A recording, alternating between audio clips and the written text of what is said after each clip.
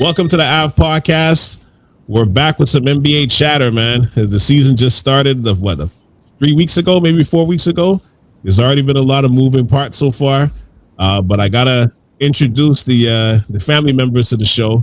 We got Julian, aka Jules the Commish, longtime family member. How you doing today? Good, doing well, my man. And y'all wrapped it up, ready to go? Always watching the game. Got my rap gear on. Always. And then we got Mr. COO, a team light skin, the organizer, the founder, the co-founder of Red Rush basketball AAU program, and he's J'd up. He's all the way J'd up, Alamar'd up. Mr. Radler Walter, how you doing today, man? Always a pleasure to be back. You know, we chilling on the app today, boy. Yes, sir. Yes, sir. I don't got no team. I just got the little 514 magic happening. That's all I got there. So it's all good. Represent the Montreal heads out there. Yeah, for sure. And I mean, listen, I obviously we're going to talk about some gambling, but I feel like we should save that topic for last. But let's, because I'm looking at Julian's red, and it's inspiring to, actually the both of you got the red and blue, so it's inspiring the Clipper talk in me right now. What's going on with the Clippers, man? Are the Clippers catching some karma right now? Long overdue karma. Long overdue. You know, like I don't know. I don't think we all could be surprised to see Kawhi being, you know, in and out the lineup, hurt. Beal, that was a bit shocking. Although he hasn't played a lot of games last year, I didn't know he was. You know, I didn't think I thought he was healthy coming into this year. So yeah, so they got, you know, they got struck with the injury bug. So at the end of the day, I don't feel any pity, no sympathy for anything in regards to the Clippers, to Kawhi. Karma sounds like it to me, but at the end of the day, oh well. I don't even think, to be honest with you, I don't even think twice about them at this point. I don't really care. Well, you know what? Yo, I gotta speak, you know, for all my delegates in the light skin committee, you know what I mean? Right now, fuck LA. They not like us. Fuck LA. Hey, someone hashtag Drake. Yo, tell Drake, we back. Thought niggas was out of style, we bringing them back. You know what I mean? We had them pussies, the Dodgers dodging us on the brinks of losing. You know what LA does? They just try to buy their way out of shit.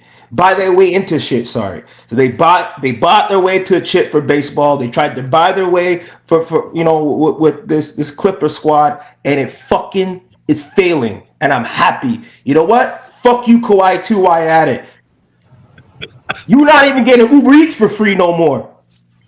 You see, I was trying to be a little bit more diplomatic, but yeah. Tell why you're mad, son. I'm telling why you're mad. Because you know what? You know, Kawhi thought it was sweet over there. Going back home because the sunshine, palm trees, you know, crip walking on dudes. Nah. Y'all gonna lose. You know what I feel bad for? Because I do like Harden, but it's Harden like a curse everywhere he goes. Because everywhere he goes, it's like it's set up for success, and it just tanks. Like, think about it. OKC was the only spot that he actually had some momentum. Went over to Houston, flamed out. Like, they did well, but they never got past that. You know, that Chris Paul injury, right? Then he goes to Brooklyn. What happened to Brooklyn? He tried to buy their way to a chip, flames out. Goes to LA, tries to buy, flames out. I don't know, man. Is it the Harden curse? He's balling. Oh yeah, well yeah. That was. I don't even remember him in Philly. You know, I don't remember what he did in Philly. So you know what I mean. But Kawhi, man, he's just, you know. I don't know if he's ever going to reach the pinnacle of where he was in Toronto. I think he's always going to change. That's it. Yeah, I think it's done. I mean, I'm not taking away his talents, but it's just you know, that team, if on paper, because when we did our our pod at the beginning of the year, and for what the forecast will look like with the Western Conference, and we were kind of plotting out where teams would fall. I think all of us had a making the playoffs, doing fairly well with Oh, yeah. with.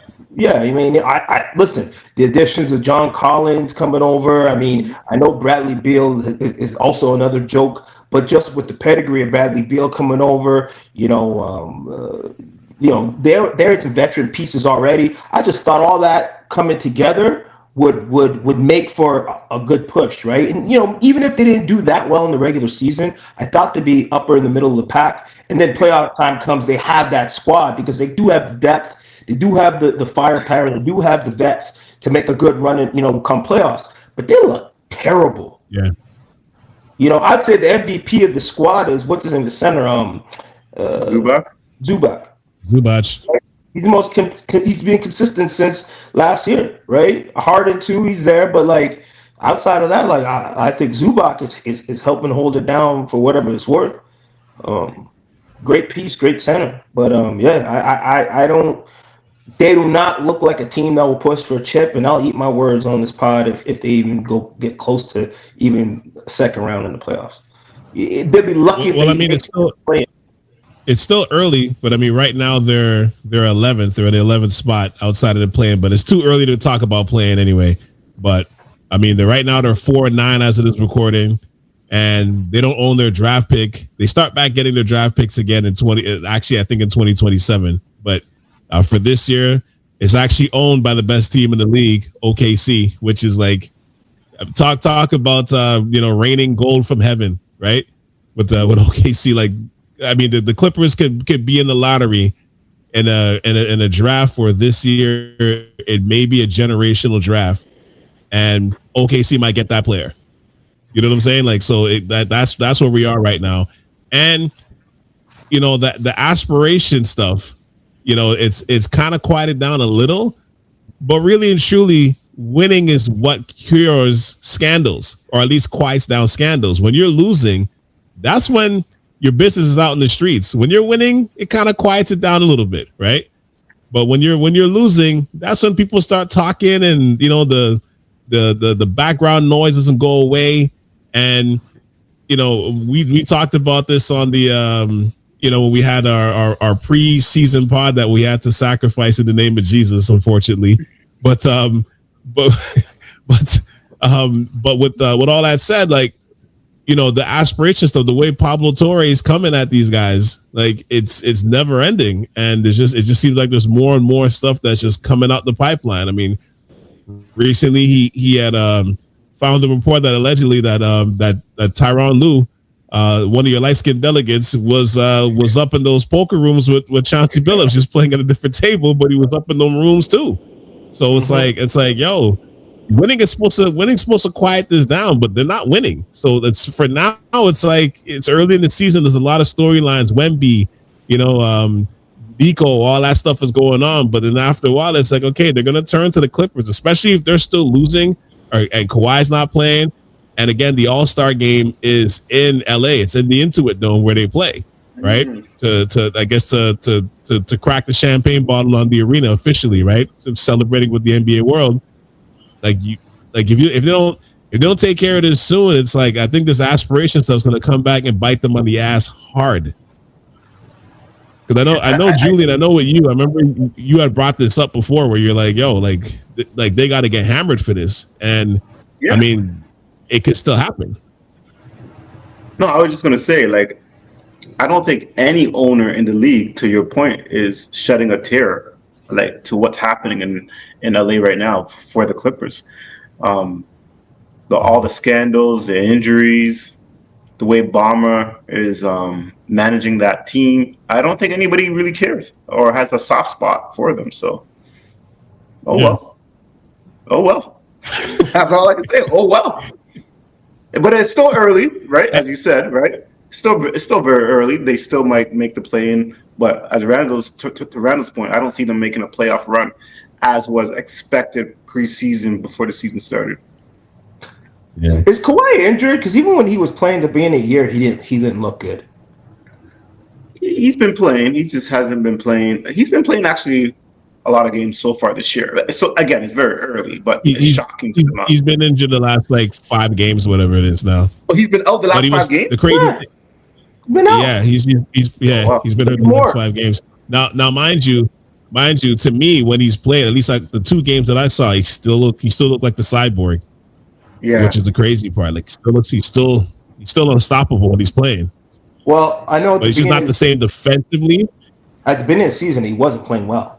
He was coming out the gate. I think he was like the first games, it was like 10 points, 12 points, 8 points. Like, it wasn't good. He started coming on towards before he got injured. Started being the Kawhi, but I mean, still, look, it's empty stats if you're losing games, right? Yeah, you could drop 30 points, but if you lose him by 10, what is it? He's not affecting the game the way he used to, right? Matter of fact, I'll even argue to say that they were playing better without him. I see. I don't know. Great for Harden though, because Harden can put up them stats. Harden's been playing well. He's been playing well. He has been. Now there are some games you watch him and it's like almost like he takes plays off, and maybe that's just because he's been playing so much. And I think they brought in like all these pieces. Another one, Chris Paul. Like they brought in all these pieces to help alleviate some of that pressure, so he can get a break. And he's still forced to play heavy minutes and do things that he shouldn't have to. Right? He's not getting no younger, so he needs some backup. Let him I don't want to make this into a raps podcast, but you watch the raps and what's so good about how they look this year is the fact that their stars could take, a breather, and there's some sustainability, right? With young guys coming in and holding the fort down and doing their job. I don't think there's with LA there's roles, right? Like you look at guys like what was Beal supposed to do? Fuck, Beal was averaging 4 points a game or some shit. Like, what'd you bring him in for, right? That's a guy that you would think like he can come in and be a microwave off the bench and at least get you like a, kind of like what's his name on they brought in Clarkson. At least put up what Powell was doing. Yeah. Like like that was crazy. That was man. Powell, man. That's a whole other ball. Kano. That guy really is balling right now. Like he's the number one option in Miami, right? And I think when I was talking to my son about it, he was like, "Oh man, when Hero comes back, I don't know. I think he's still gonna put up 20. He's a solid. Jules, if you ever want to put some money down, anybody want to put money down? 20 points, two threes. Lock it in, right? Power. Lock it in. There's some guys you can lock in this year, Jules. You know what I mean? Like my man, that you can rely on. Fears, what's his name? Fears on New Orleans. 10 points. Lock it in. He's been a bucket too. He's lock it in. Yeah. The over on 10. There's a lot of guys that are just impressive, man. Like, who else is balling up? We're gonna make this to another whole podcast about who you want to put your overs on. But I wouldn't put my overs on anybody on the Clippers. I'll tell you that. Last thing I'll say about the Clippers before we move on, it's this would be an ideal team to blow up, but it's weird. Like they're not even weird. They're not in the position where they can blow this up. They spent too much money on this Kawhi thing with this aspiration and stuff floating in the distance. They can't really blow it up. But someone's like you're admitting the mistake and putting more of a spotlight on it. Beal's going to miss his customary 30 games. And I mean, now he's gone for the year. If he's ever coming back with, when we start having hip surgery and stuff, you're not usually the same, especially as a 2-guard. It's going to be interesting with that. And like this whole again, I can't stress this enough. The whole aspiration stuff is kind of crazy, but I don't know if they can really tank. They can't tank this year. And then even next year, if they start to do that, I mean, you already got a new arena. You know what I'm saying? You got a new arena and you're in LA. And right now, if you keep falling back, like you're not going to make up the distance to, in the West is too strong right now. You can't fall too far back. Like if you're still like, like 10 and 25 by Christmas or the New Year, your season's over. You know what I mean? But then you can't tank. So it's like they're stuck between a rock and a hard place. They're catching it sounds like they're catching their karma right now. And then, we're going to see how this plays out, but that story is not going to be over for sure, because I think we're going to be talking about this again, at least when it comes to those guys. With that said, we'll talk about another Laker team real quick. Is this Luka Magic shit sustainable right now? Do you think it's sustainable going forward for the whole season, the way he's playing right now? Yeah, Dude was averaging like 40. Yeah, I mean, if you really look at their roster, see what do they really have? Like they don't really have, they really need Braun to balance things out. I just think, right? I don't think it's sustainable for him to get 40 points every game. I mean, and he's playing a lot of minutes. I give it to him. He's in good shape. He looks great. Yeah. I think Reeves, is a good complementary piece, but that's not a sustainable piece, right? Reeves is averaging 20, he's averaging 40, and I think Aiden's averaging 10. I mean, that's their offense basically, and you're lucky if you get anything out of Hachimura, right? And I'll give it to Luka, man. Not only is he scoring, but he's affecting the game for wins, right? Because I think last time I checked, they were 8-3, right? Maybe 8-4 now or 9-4. Yeah. I don't know, but they're doing well. I mean, they're looking good. They're playing well. It's kind of like the Fresh Prince of Bel-Air. Give the ball to Will, right? You step out the way, let him do his thing, right? But yeah, I mean, I'm all for it, man. I feel bad for Dallas fans, but it is what it is. Yeah, he came into the season in shape, right? He came into the season into the season in shape with a new start. And he's balling. But you know what? He was balling in Dallas too, to be honest. Like he's putting up like triple-double numbers. Of course. So it's definitely sustainable. But to Randall's point too, once LeBron comes back, the ball's got to be in his hand too, right? So he can't keep it at this level, but you can see that he can carry the team if LeBron decides to leave. I wonder how. I think that's going to be interesting, right? What? Well, I think LeBron will leave next year. I don't think the Lakers are going to sign him back. It doesn't look that way. And honestly, if you have somebody like Luka, like at this stage of his career, where LeBron is at this stage, I don't think it's unless LeBron is okay with playing a subservient role at this stage of his career, which he should because he's in his 40s now. I'm like, but even though he's still producing, but if at this stage, like if I'm the Lakers, I'm not signing him back. The only reason why you can't trade him outright this year is because he still has one of the only non-trade clauses in his contract, a no trade clause in his contract. So you can't just ship him out. He's got to approve the team. So you're stuck with him for another year at the very least. But I like, it's funny because like Luka's got to be the guy, obviously right now.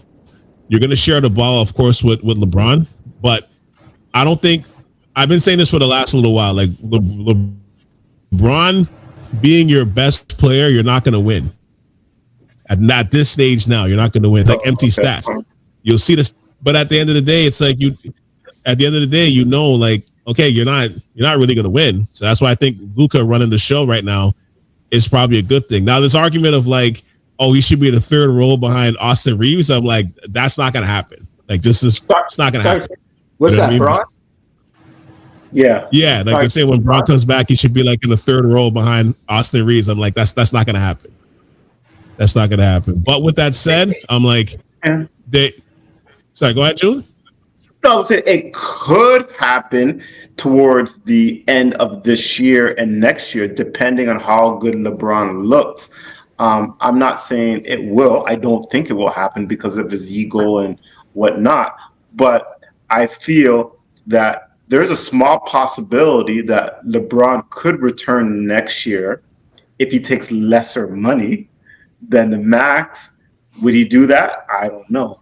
And to take a lesser role, would he do that? I don't know. But I wouldn't be surprised if he wanted to stay in LA that he'll do that. Because money is not a thing for him. It shouldn't be anymore in terms of wanting max. No. Now, would you say he wouldn't do that? Does that depend on Bronny saying? Yeah.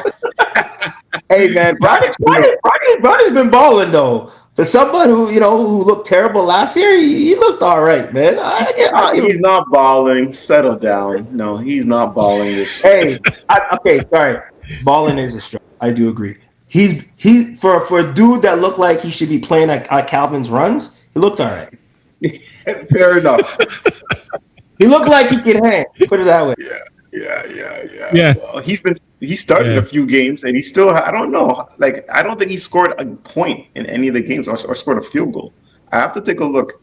Yeah. I saw him shoot a 3 and 1, but maybe that I can't remember. But Either or. Did it go in? oh, shit. That's a good one. You guys are asking. That's hilarious. No, but I mean, honestly, like, I mean, the Bronny thing's a whole other thing, but I'm like, what I wonder is if it's when LeBron retires, whether it's this year, next year, is his career going to be over too? Like that's what I wonder. Because right now he's not an NBA player; he's a G League player, that type of level player. But he's not an NBA, like an everyday NBA player right now at this moment. This is why I'm like, he should have just stayed in college for a couple of years and then, you know, just strengthen up his status and then just go in the league after. But I know that wasn't going to happen. But that's the way it should have gone. There was no rush for him to ever come into the league. And I really don't believe that. No, there isn't. But I still don't feel if he stayed another year or two, he would have been in the league anyways. So my point is, I'm not this. So it wouldn't have helped. Yeah, I'm not this. So why not just come in now? Why not just come in now with your dad? Because you ain't going to get it anyhow without him. So why wait 2-3 years or whatever, 1-2 years? Most players that are playing in the second and third year don't get drafted nowadays, right? Hold on, correct me if I'm wrong. Correct me if I'm wrong, but I thought he was looking. Okay, forget about the NBA, but I thought he was looking good in the G League. From my recollection, I thought he was playing really well. I can't remember. I just know End of last year, he definitely was, and I think that's why he's been on the. And I don't know if he's been on the roster this year, like, you know, because of his dad, or because he actually played well in the G League. His dad. No, because his dad's injured right now. Sorry, right? So Yeah, but they're calling him up because of his dad. Dad is injured, and they're calling him up because his dad is LeBron. Those two factors, right? So, but listen, Giannis's brother, you know, plays with him. He doesn't touch the floor. He's just waving the towel like he's at a soccer fan. You know what I mean? Like I don't know. You know, Bronny plays more than him. Yes. Now, and he's more effective. Yeah, he is. He is. Randall, Finassus would do great at a soccer fet. Oh yeah. The energy. You got energy. Power waving and yelling and jumping. When people fall, he's running on the floor picking them up. I need someone like that with me. You got energy, man. Jeez. Let's go. Hashtag, what's his name? Honest? Theo? I don't know. Papadopoulos? Come on, let's go. Yeah, Giannis. Yeah. Yo, but the funny thing is with the Lakers though, again, like I think going into next season, I think they only have like 3 players on the contract, which includes Luka. So, like, even though the landscape has kind of changed now with social media stuff and like big markets, you know, playing in a big market isn't as important as it was like in the 80s and the 90s and stuff. They're still the Lakers. They're still a worldwide brand. So people are still going to go there. And then with Luka, historically, like when you watch him play, he doesn't need like a super team. He doesn't need like another big time all-star to play with to go far, right? Like if you can stock him with just one all-star, like that might be enough depending on how much shooters you have around them, how much bigs you have around them. Like that's what I said. It's a shame what happened with Dallas because it's like like that team was kind of like the way they played defense and stuff and the bigs around them, it was kind of perfect. Like that's kind of what you wanted, especially when Kyrie was healthy. But I'll tell you this with this whole Luka thing being in shape. It's like it's a weird situation because it's kind of damned if you're doing, damned if you're doing. If you're Dallas, like a Dallas fan, because had he stayed in Dallas, would he be in this kind of shape right now? Probably not. And he's probably 350 million plus, and he's still going to be in the shape that he's in. But then he comes to LA, right? Like, I think if Dallas would have just been diplomatic about how, like, the reasons as to why he left, it might have been one thing. Like, he probably would have been motivated by the trade to maybe be in shape anyway. But then when you start hearing those stories of where he's basically being called fat and he can't stop drinking beer and all that kind of stuff. And, they're begging him to get in shape and stuff, which, I mean, some of it is true. We have eyes. But, when they went on that little press run of like, yo, Luka's fat. That's why we kind of got rid of him. He's lazy. He's fat. Like, it was probably one of the least predictable things that he come back in shape. You know what I mean? Like, the fact that he was on Men's Fitness magazine like 2 months after the season ended, I can't say I was totally surprised, because I'm like, he's a great player. Great players don't need much motivation. So it's like you're giving him that now, and he's kind of being embarrassed for being body shamed. It's like, are you surprised that he's in shape? No, not really. You know what I mean? But it's like, as a Dallas fan, it's like, he wouldn't have. I don't think he would have been in that kind of shape for you. I think that's the problem. That is the problem. We're paying you max money, to be in shape, and you're not, right? Like like Zion, like all those guys, we're paying you. Like, get in shape. This is your livelihood. I'm not upset with Dallas at all, being on top of him and pulling him into meetings, trying to get him into shape and all that. And it just goes to show you that he needed to be traded to get into shape, to take his career seriously. I think, as you said, if he stayed in Dallas, he was been in Dallas for so many years, and he was up and down with his shape, with his weight. But he's never looked like this unless his rookie year. I would think he looked like that his rookie year. He probably never did until now. So, like, sometimes you need a change. Like, some people need a change of an environment, change of coaching, staff, like, to get you motivated. And that was it for him. He got traded. He probably thought he would never get traded. Right. Once you get traded, you're probably looking at yourself, shoot, I am touchable now. Let me be careful and get in shape. Right. And traded, and I think it's not even just about getting traded. It's the way he got traded, right? He wasn't really forewarned. He wasn't even spoken to. And a guy of that caliber, you'd expect, hey, we're thinking about this. This is why we really want you. If you don't shape up, we're gonna run it by you at least. Like you haven't come in shape. And like you guys said, and of all places, he got to go to the Lakers, right? Like that's just, if the basketball gods or quote unquote, silver is not on, is not trying to align things strategically. Like, come on, that was so big. But anyway, like, but the one thing I'll give Luka is, like, whatever the motivation is, he looks great. And I'll tell you what, I don't think his game was predicated on being in shape. He really had a different type of game where being in shape helps, but it wasn't the end all and be all. But his speed, if you look at him now, his first step is really explosive, right? Like I say, really. Now I'm exaggerating, but it's far more in comparison to what he was. Yeah, and it helps his game because he used more angles, his body, than his explosion. Now you can actually see it. Like, his first step, it looks better. And on defense, he's actually able to stay with guys, right? Like, which is good, right? So I mean, look, there's a reason why he's able to play the amount of minutes he does and put up the stats he does, because he's in good shape. And, last point. Speaking of in shape, have you guys seen an image of AD recently? He looks out of shape. Oh man, Kevin, have you seen him? I have. He's out of shape. I've never seen him this heavy. Yeah. He looks like, when Harden was trying to get traded out of Houston, how you had like the stomach and the fat suit or whatever he had on. That's how AD looks, man. You got to see a picture, man. I wish we could pull up pictures of him and show it on the screen. No, I seen it. They said he's going to be out another 7 to 10 days with his calf. Yo, it don't look like he's going to be back anytime soon with that shape. But you know what? There must be something. Must be something in Dallas. Some good restaurant. Something.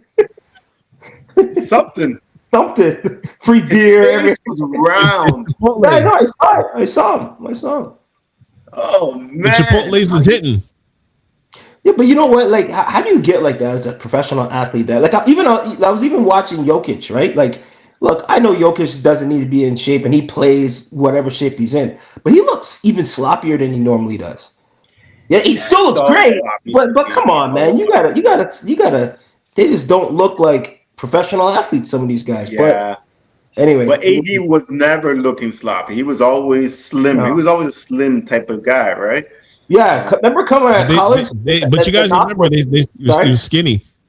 Yeah, the knock of him coming out of college. Yes, he was skinny. Yeah. But remember too, because with that eye surgery that he had, he couldn't work out for like 8 weeks.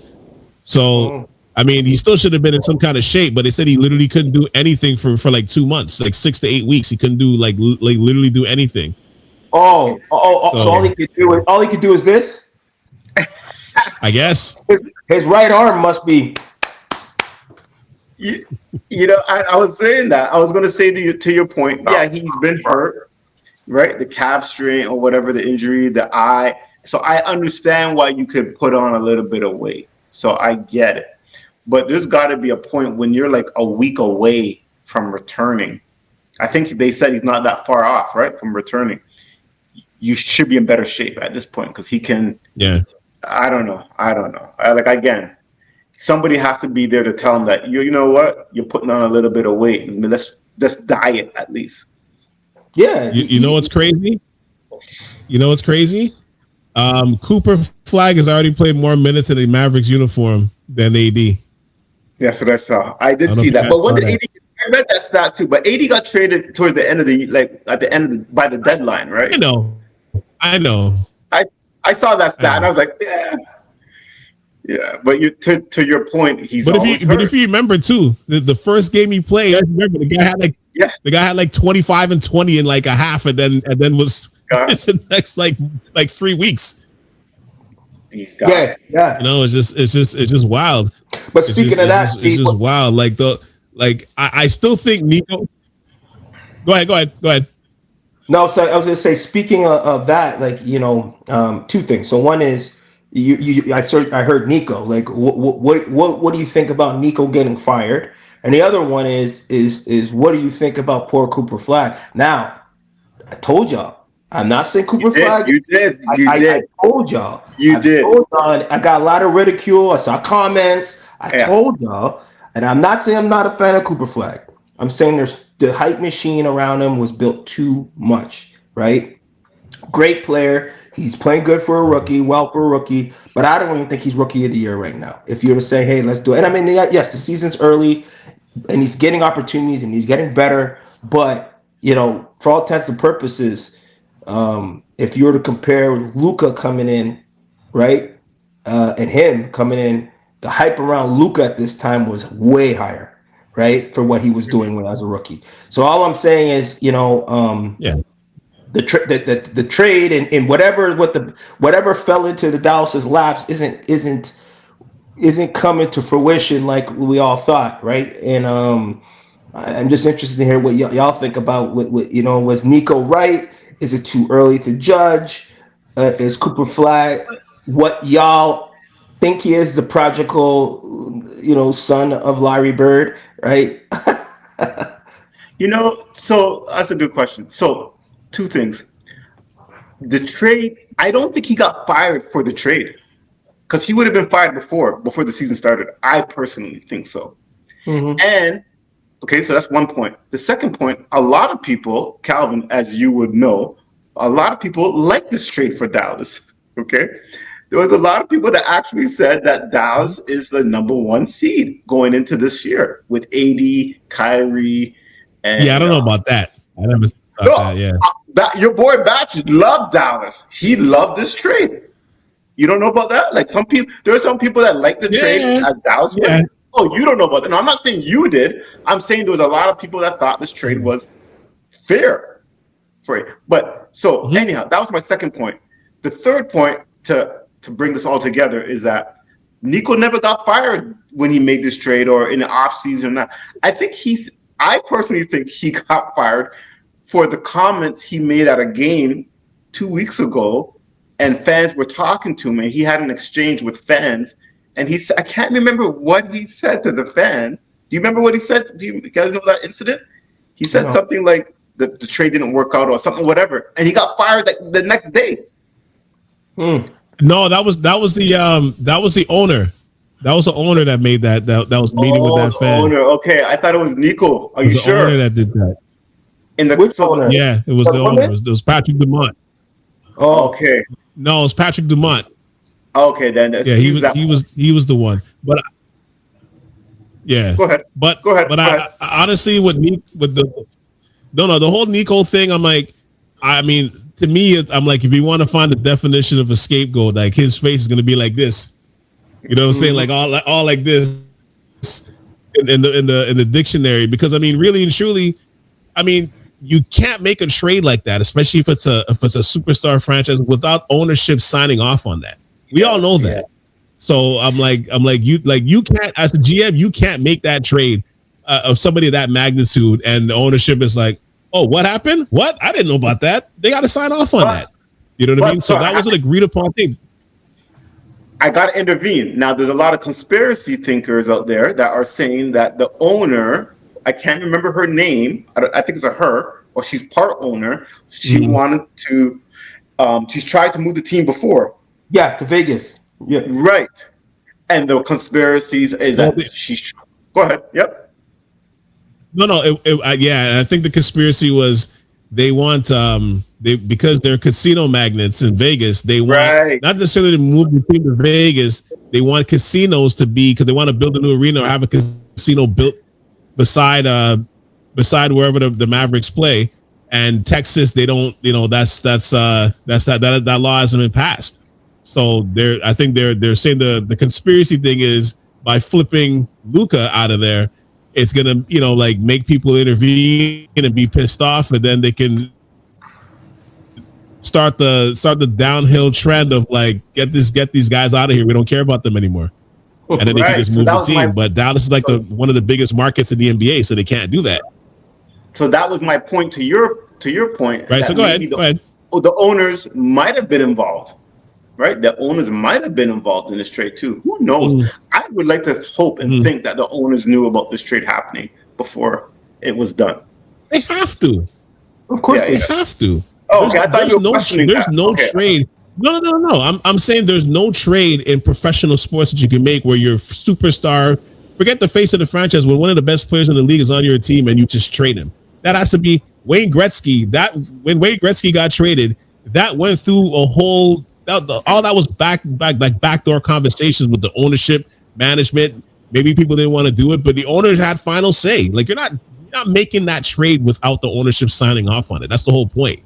So my thing is where I'm like, he's a scapegoat, is because I'm like you're gonna do this thing with AD and wait till everybody gets healthy. Then at least let it ride for the year. You know what I mean? If it doesn't come to fruition, then okay, get him out of there. You know what I mean? Like the fans are saying fire Nico. I mean, who cares? It's been happening all the time anyway. This is what you devoted the thing to.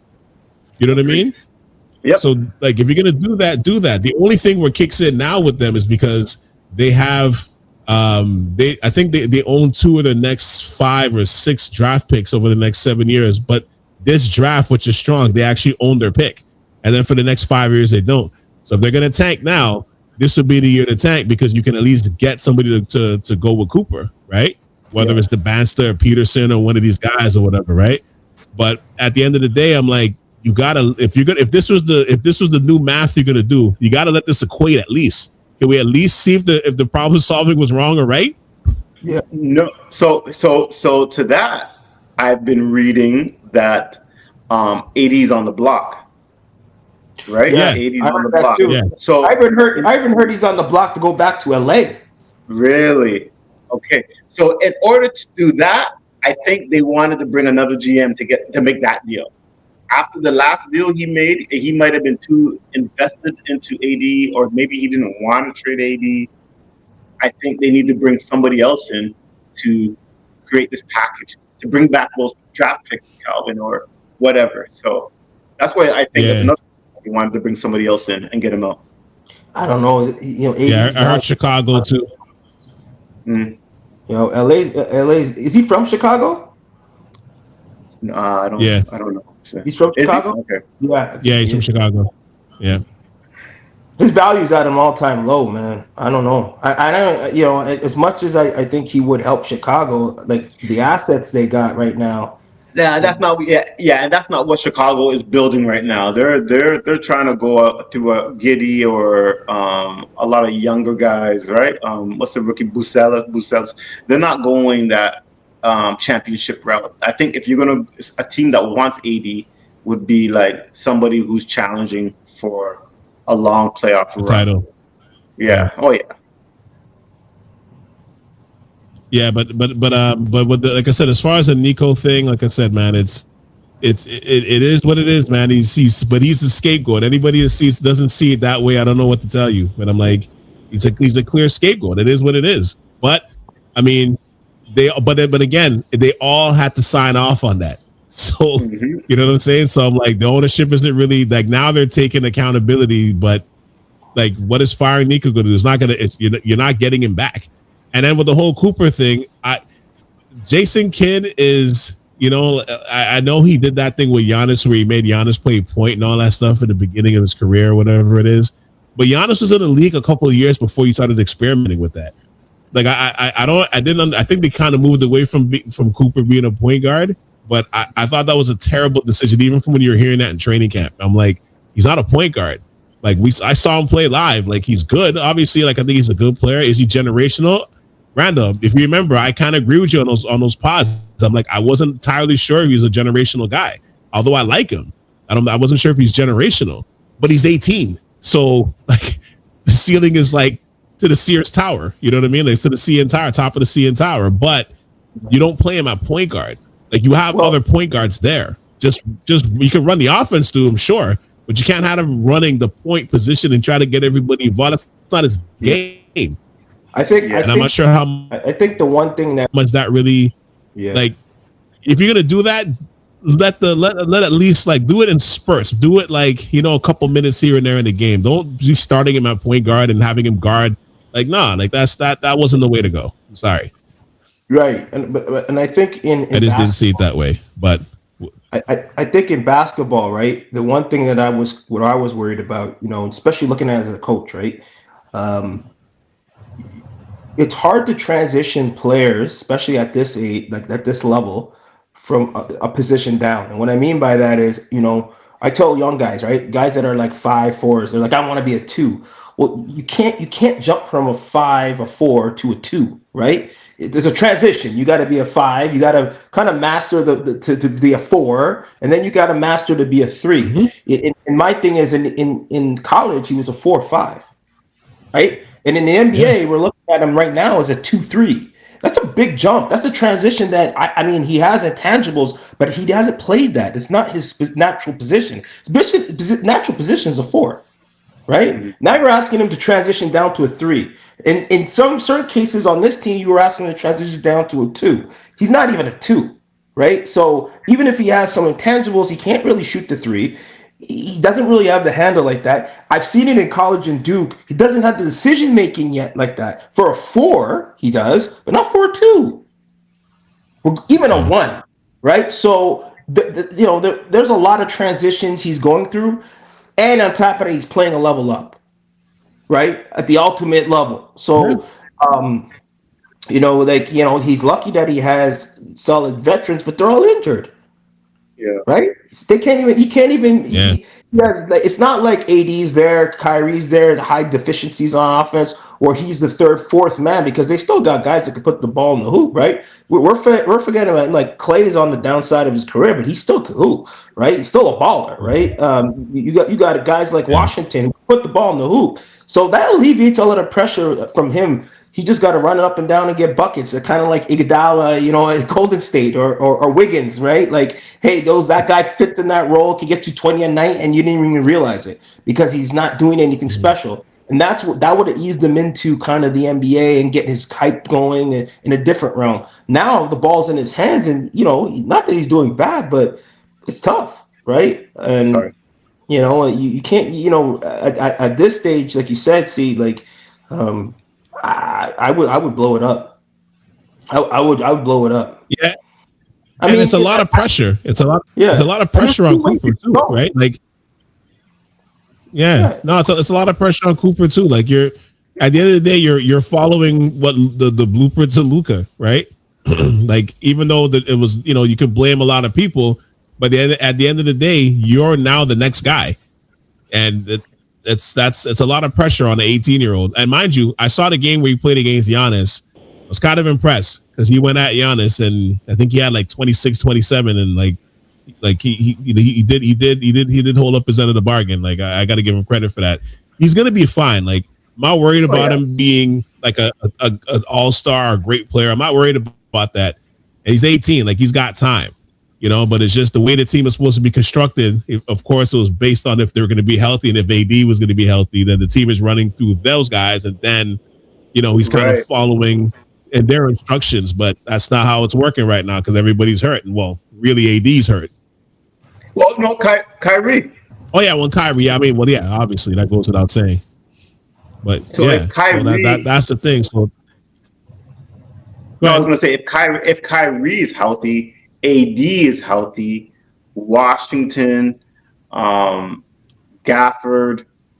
Like there's a lot of bigs on the team. There's a lot of vets. I think it would have been a smoother transition for a Flag, obviously, right?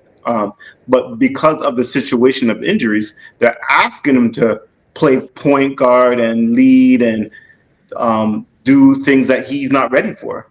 And you're basically setting him up for failure, right? So that's why it is what it is because of the situation, right? I think. But at the same time, Julian, there's been a lot of rookies, and I say, I mean, think about it. Like there are a lot of rookies that show up and they show out, right? And then there were worse situations, and even if they were losing, you could see it. Like I don't see. I'll be honest. His former teammate Khan over at Charlotte looks better than him because he's playing his position, right? He's doing what he's always could do, right? Where Coop's not. I don't think he's in a position that's helping him be successful. Now, with that being said, Calvin, when he was going off, he was playing basically a 4. They're playing small ball, right? So the mismatch there, he's not having a 3 guard him. He's having a 4 guard him. So he's taking him off the dribble. He's creating space with a 4 on him. He's able to create in a position that's naturally his, right? Because I watched that game too, right? And Giannis not necessarily wasn't on him, but because they were playing pick and roll switches, it was coming, he's coming downhill. Giannis is there, and you're looking at him going up on Giannis, right? Because Giannis is coming help side. But like you said, mano versus mano, he helped carry that team that night. But could he do that on a consistent night? Not yet, right? No. Yeah. And Knuppel, that boy's hooping. Knuppel, he's hooping, man. He's playing very well. Hooping, man. Very smooth player. These guys are so young because he's like 19 too, right? He's only to the freshman year. And I didn't think he was that athletic. I saw him go up, boom, or something. He did, right? Okay, I didn't see that. Yeah, not like on it, but like going up like in traffic and yamming it. I'm like, whoa, I didn't think he had that. But he's like 6'6", 6'7" though, right? Like he's got some size and like he's smooth, man. He's a smooth player. As I said, like Charlotte has just enough pieces where it's like I think like I said, they should flip ball, man. I don't know where the hell he goes, but they should flip him. Because I'm like, I think they could. I think you got enough guys where it's like you can build a nice little core there. If you can get some more picks or something like that, like if they can invest heavily into this draft with some of the guys they have, I'd flip ball for it. But I don't know what you're getting for the ball because everybody knows he's a stallion, right? Yeah. Like he's a wild stallion, I should say. So I'm not sure what exactly you're gonna get for him, but if I'm Charlotte, I would explore it because you're not winning with him.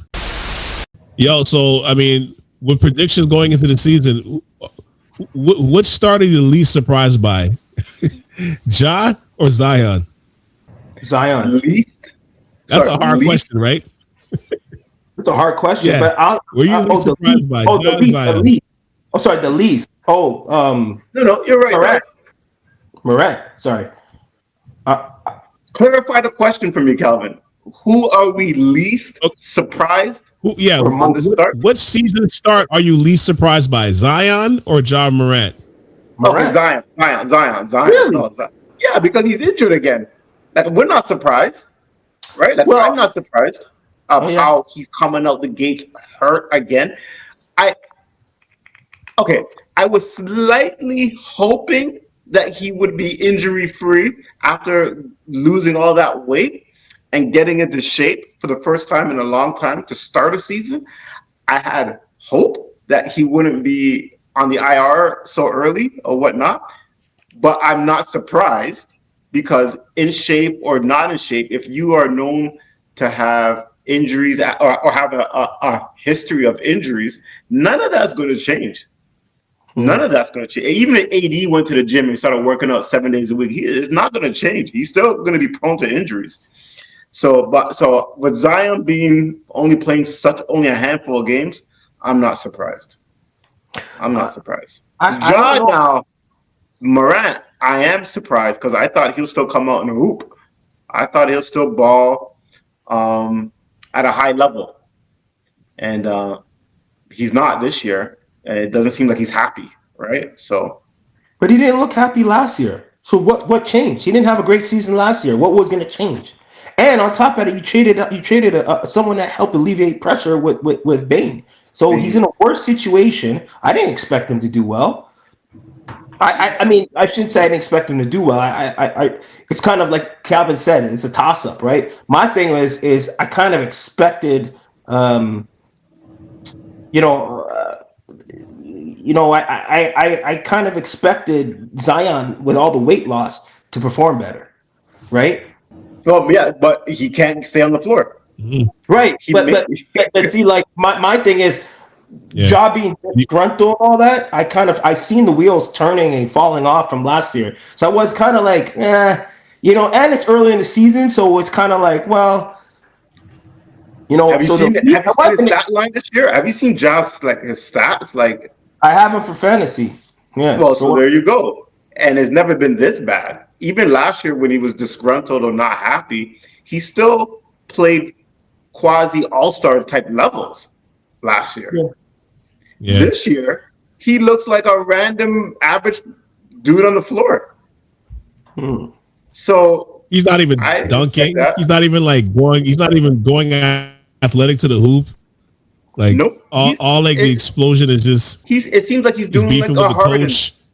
You know. Harden, Vince Carter. You know, like when Yeah. Harden, Vince Carter wanted out. It's just like You think that. he wants out? Yes, You know what I it think he smells wants like. out of Memphis. We know what this smells like. Yeah, Yeah. but I've been here too That's so many we times know with what this players smells like. wanting out of Toronto and out of the country. Yep. But I've seen this the time and time again. He needs a change too as well, and he's not having fun. I've seen this before. I've seen this story before. So where is he gonna? Where would you think he gets traded? I don't know. There's a lot of rumors. You sent one day to Toronto as a possibility, right? So like, there's any team. I don't think any team would take him, but there's a market for him. Yeah, I heard Minnesota really wants him. They need a point guard. Yeah. They They need a do. point guard. I did read that too as well. Minnesota. Yeah. What would you give up for Yeah. him? Let's get Team Morant in Yorkville. Let's get Team Morant in Yorkville, baby. Let's make that You know, happen. Or get him on and you King know what? Street. Let's make that happen. And the GMs would do it, right? Like a lot of these GMs, when like Kawhi to Toronto, they're like if they're upset with you, they're gonna get the best package they can get and ship you to the worst city to to punish you. So I Would wouldn't be you? surprised if he got traded to Minnesota. Not to say Toronto is a bad city, but I can see GMs or owners saying, you know what, trade him there, trade him to Toronto, trade him to Minnesota, trade him to Milwaukee. Do you think Yeah. if he comes to Oof. Toronto that he would bring the same attitude he has now and all No, that no, shit? no, no, no. I don't. No. So no. So you are who you are. So don't get me wrong. I think he will mature and grow as his career progresses. So he will mature and whatnot. Would he be a different person? No. But would he be the same person? No. If that makes any sense. I think he'd be a better person, but not to the leader, mature, like a Steph Curry type player, like personality. No. He's a knucklehead. Like you can't change knuckle. You know my theory already, Calvin, where I stand on knuckleheads. You are a knucklehead forever. Well, the one thing that the one thing that I would say is that he does get along with what you call it, our head coach, right? Darko? Darko, sorry. So yeah, he does get along with Darko. And when Darko was in Memphis, apparently they had a great relationship. And he respects Darko. Yeah. Darko respects him. So there is some history there. And maybe Yeah. there's something to say about managing knuckleheads and being close and being able to speak the knucklehead language, right? I mean, sometimes all it takes is a different atmosphere, different locker room, and a different voice, and an opportunity to prove yourself, right? I mean, Sure. Yep. for all Yep. intents Yep. and purposes, you could say that Luka was a knucklehead, right? You know, To some extent. Yeah. Yep. not Yep. not to the same extent as Ja, Yep. right? But I'm saying, like I think there's always something that comes with players at that magnitude.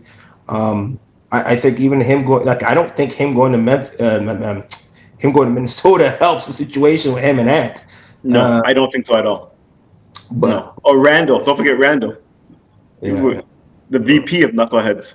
Well, you'd have to give up some sort of assets for Ja if you're Minnesota. I don't know who that would be. If it's Jaden McDaniels, you gotta give up some people for him for sure. Plus picks. 100. Yeah. You know what I mean? Yeah. But I think what the problem with Ja is I'm like the reason why, and I mean again, I'm gonna reference the podcast episode that had to be sacrificed in the name of Jesus.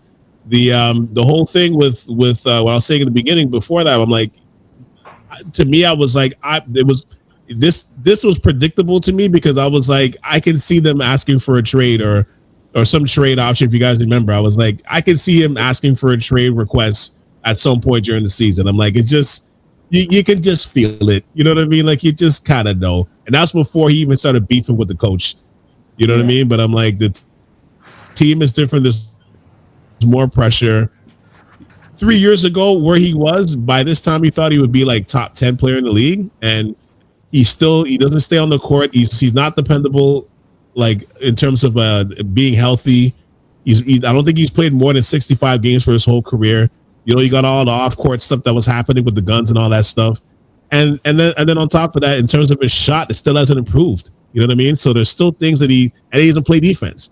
So there's a few things as explosive and as amazing as he is, and his shoes and all that stuff sell, and the top sellers or one of the top sellers.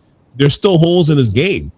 You know what I'm saying? So I'm like, like I said, you can see where like Memphis when they traded Bane, it was like, okay, you can see this was the step down, and the way they got spanked by OKC in the playoffs last year, it's like they're not even close to where these guys are, and now they look like they got worse. You know what I'm saying? So to me, I'm like, I'm not surprised by this at all, but I'm also not surprised by the Zion thing either. Now Zion at this point now might not even have his contract guaranteed next year because depending on how much more games he misses, if he misses another like week or two of games, his contract's not guaranteed for next year already, and we're not even at Christmas.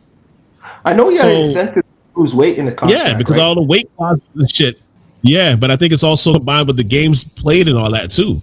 So, like, if all that's already happening, I'm like, it's kind of predictable. You know, again, these two guys are supposed to be the face of the league, at least one of the faces of the league.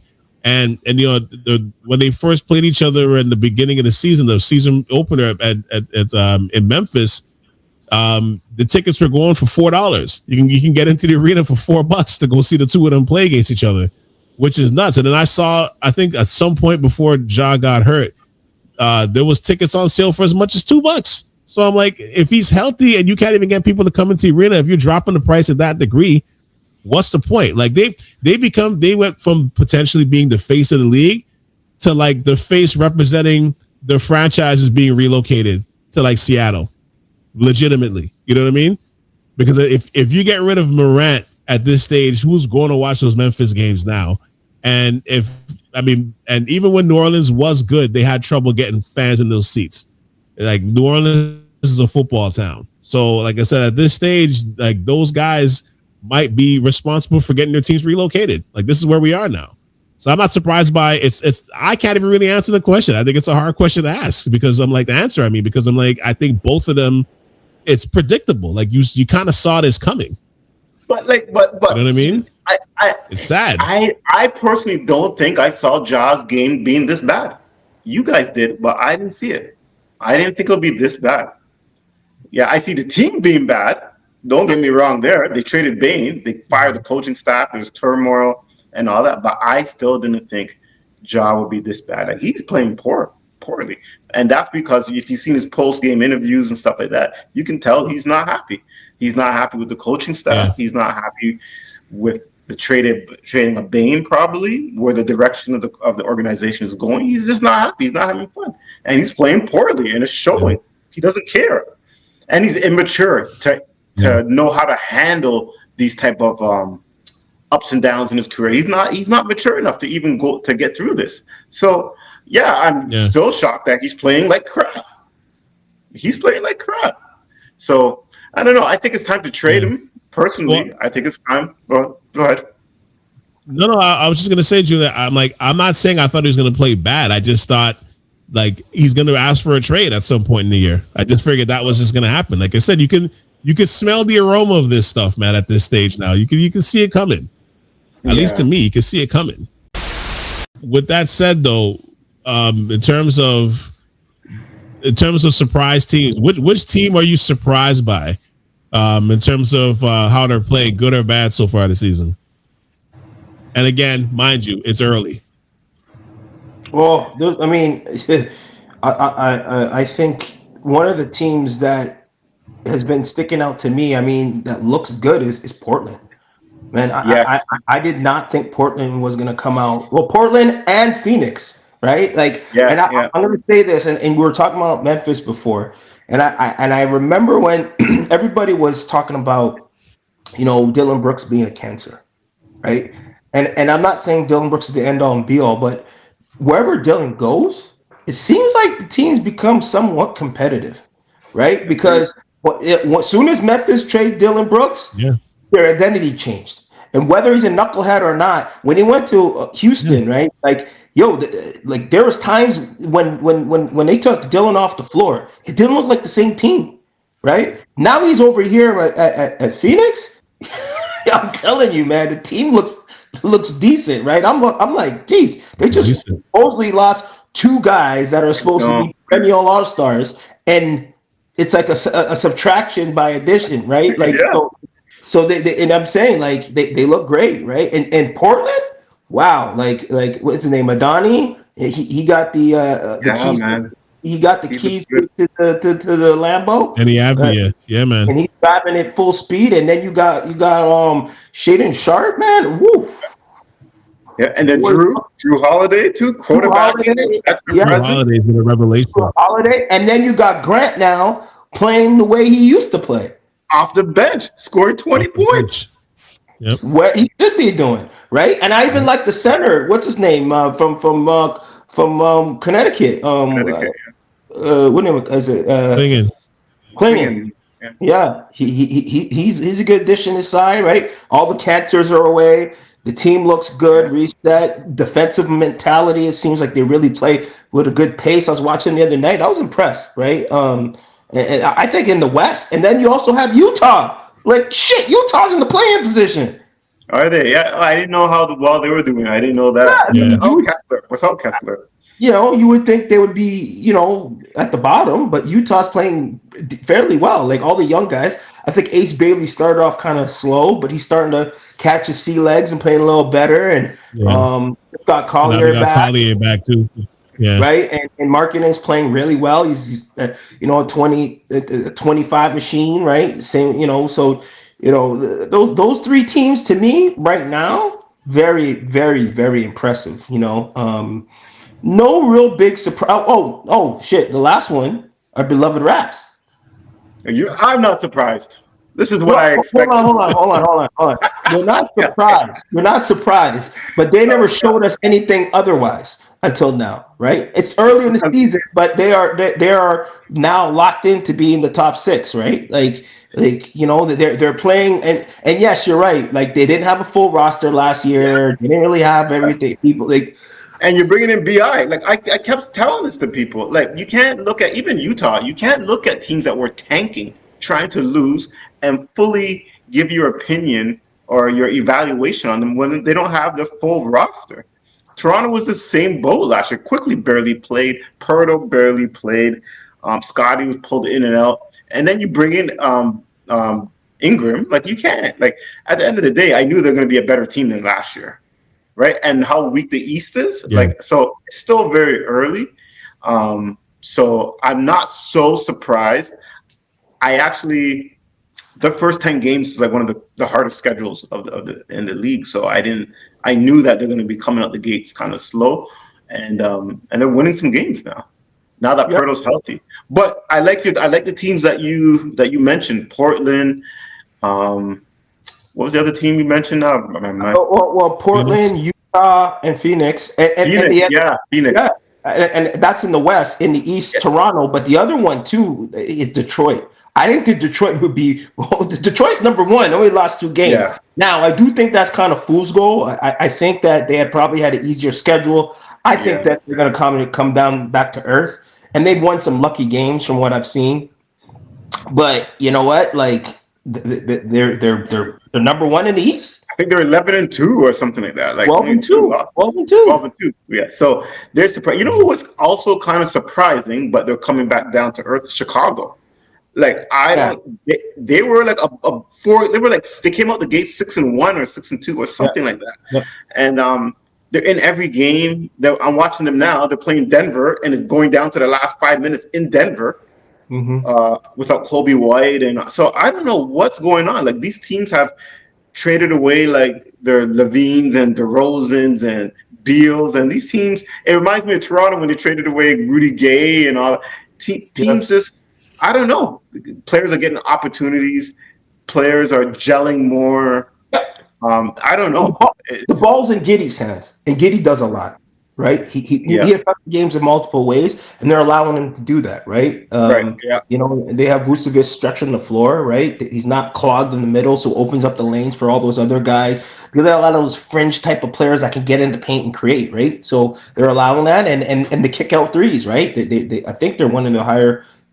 You know, they're one of the teams that has the highest 3-point percentage in shooting. Right, so it helps when you have that as well. Right. I think there was one more team I was going to say that Philly. I know that we were laughing at that, but I agree. I could tell you that a healthy Philly could make some noise in the East. A healthy Philly. I'm seeing it now. I think we all said it. We all kind of were like, well, we could see it, but not, highly unlikely. But I'm not saying they're going to be number one. Like, I don't know, I'm not, but I'm saying that they are. I'll give a little bit of credit where credit's due, that they're better than I thought. But we were not. I shouldn't say we, but I was knocking them because I knew they weren't going to be healthy. Like, I knew Embiid was, because you said a healthy Philly would be top 4, top 3, and I agree with you. But they're not going to be healthy. That's the thing. But that being said, they have surprised me. Edgecombe, I didn't think he'll come out that quickly, that well. I knew he was going to be good, but maybe towards like the midway All-Star break. But this guy's coming out, grab 20 points, 5 rebounds, 5 assists. I'm like, what the fuck? I'm shocked. And Maxey, we knew what Maxey can do, so that's no surprise. But they came out the first 12, 13 games looking really good. Oubrey's been playing really good. Yeah, good role players off the bench. Yeah. Grimes, Wofford. So Oubrey's always been solid, though. Who? That's what Oubrey's always been solid. Oh, yeah. You know what you're getting. Yeah. So yeah, those teams. You know what? Who I'm kind of surprised? Indiana. Well, just 1-12, 1 win and 12 losses. I know. Yeah, but Julian, they lost. They lost. Not just they didn't just lose Halliburton. They lost. I know. Like Turner was an anchor in the middle. They don't have a center. Milwaukee doesn't. I mean, Indiana does not have a center. They don't. And Nembhard, I mean, they could have probably sustained some type of relevancy if they had a Turner there, but they don't. Right? Like, and they have lost McConnell. Nembhard just came back, and Mathurin. So I get it, but 1-12. Yeah, I know. Well, I wasn't expecting that either with them. The Indiana one's a good one. I didn't think they were going to be that bad. I didn't think they were going to be that bad. They're bad. They're almost in the realm of, Clippers. I don't know what's more shocking, Clippers or them. Clippers only has 3 more wins. Yeah, well, Yeah, they both that's it. are in the same category. A few things. To give Batch support because he's not in the spot today. For that joke that he had Philly number 2. He actually had Detroit number 1 when we sent our list together. He actually had Detroit number 1. I had to go back and scan it. He actually has Detroit going number 1. So you might not be laughing too hard at him if this trend follows. But I tell you what, Detroit is tough. Detroit's tough. Detroit's tough, and I've been saying the last couple of years that I think Cade is gonna. I keep saying this. I think he's gonna rival SGA. I was saying this last year within the 2-year span. He's inching closer to that. Like I think Cade is really tough, man. And then Jalen Duren is like I think early in the year, early last year, I don't think he was really jiving that well with Bickerstaff. But now he seems to have found his way within his role now, and like he's looking like a certified stud now. You know what I mean? Where it's like before it was like he was kind of in and out of the lineup, foul trouble, all this stuff, injuries. But now it's like okay, like he's starting to get into his own. These guys are young. He's only 21. Like that to me is crazy. He's only 21 years old. And I want to support Randall's point about Dylan Brooks. Sorry, go ahead. No, I'm saying his game, like you're right. I was gonna say I forgot to mention Durant. Like his game opened up now. Like even his offensive game, like he was known to be more of a guy that grabs boards, plays D, that kind of stuff. He's been 20, 10, right? Pretty consistent now. My thing with him was inconsistency, right? Like he's kind of likened him to a young Cat. Like Cat could go off for 30 and then drop 8 the next game, and 20 rebounds and 4, right? Like just that consistency as Cat, has grown in his career. He's been more consistent, right? Where that's what I see him becoming now. It was because foul trouble. My man was always in foul trouble. 100%. Okay, yeah, that too. I heard that. I was listening to NBA podcast, and they're saying that he always got into foul trouble. So I haven't watched many Detroit games. So you're saying that it's less? It's less, yeah. A lot less. He's being smarter, picking his fouls, So because he's an aggressive player, right? He's a physical, old school type of 5, right? So and he feels like he can block every shot and box out. He just throws guys around and he gets all these knick-knack fouls, and he gets like 3 fouls in the first half, and then you got to sit him, and that's where the inconsistency starts, right? In terms of his stats, he's all man. Yeah, I didn't know that. I didn't know that. That's interesting. But one of the big knocks in the offseason was shooting, right? Like I know they picked up what's his name from Miami, Duncan Robinson. But Duncan. Has that filled the void of what they lost in shooting? Well, they're winning. They're winning games, and Duncan has done a little bit better than expected, I would say, in this early, few games in the season. He's done a little bit better than expected, and he's playing well. So, but he ain't no Beasley. So, we'll see. Beasley plays both ways. Okay. Yeah. But I don't know if you guys heard me the first time, but I was saying that like Dylan Brooks is averaging 22 a night, and he hasn't been this offensively strong since Oregon, his last senior year at Oregon, right? Yep. But the stat that they put out though that I'm interested in is that he's they said when Brooks, I want to read this, when Brooks, Booker and Mark Williams were on the court together, they're 5th in offensive rating and 9th overall on both ways of the court. Wow. Which is actually kind of surprising. And I mean, again, it's early, but Brooks is shooting, I think 46% from the field, and he's shooting 94% from the free throw line. He's getting to the line. Like, kudos to him, man, because just a few years ago, people were chanting China. Like he was going straight to China. And his contract is probably one of the better deals in the league right now. Yeah. You know what I mean? Like he's right where he's supposed to be. Oh, yeah. It's a great point, Randall, that you're making, because like he represents winning. Yeah, and we saw it even internationally with Team Canada, right? Like people could joke about, like I know Americans will joke about him, like, okay, you guys got bronze. Yeah. And the reason why we got bronze is because of him. Like, yeah, Shea carried us, but like he was a huge like second piece. I would say out of the whole tourney that I watched play, like he was the second best player in Canada. Mhm. You couldn't take him off the floor, He can play. and he was scoring for us. Yeah. Yeah. Yeah, he makes everybody. He's He one of can those guys that makes everybody better. You know, like when he's on the floor, you feel confident. Like you know, Right. you got somebody that has your back. You got he plays intense defense, so it's gonna get that out of you too as well, right? He's gonna have that expectation for you to do the same. And if you see him doing it, you're gonna want to do it too. So it's contagious. So his type of intensity, the way I don't know how he leads off the court, but he seems like a lot of guys like him. They gel with him, right? Like the teammates, I right? like play So with him. it seems like a happier bunch of guys in Phoenix versus when Beal was there and Durant and I forgot the coach that was there at the time, but they just seem happier.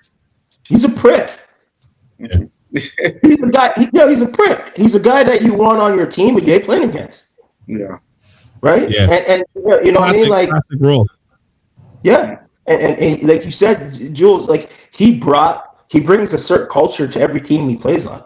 Shit, I remember Memphis was OKC back when he was there. Like they were building that momentum, like that OKC vibe, right? All together, dancing and interviews after games, hugging and winning and talking about, hey, we're the future. And you know what? He's grown up now, and yeah, he still has a little bit of that prick in him, but it's infectious because you see everyone playing with a little bit of a chip on their shoulder now, right? And the funny thing is they didn't even have what's his name hasn't been played Jalen Green. Yeah, true. Yeah. And when he played one game, he played amazing. It's crazy, and they don't really have a point guard.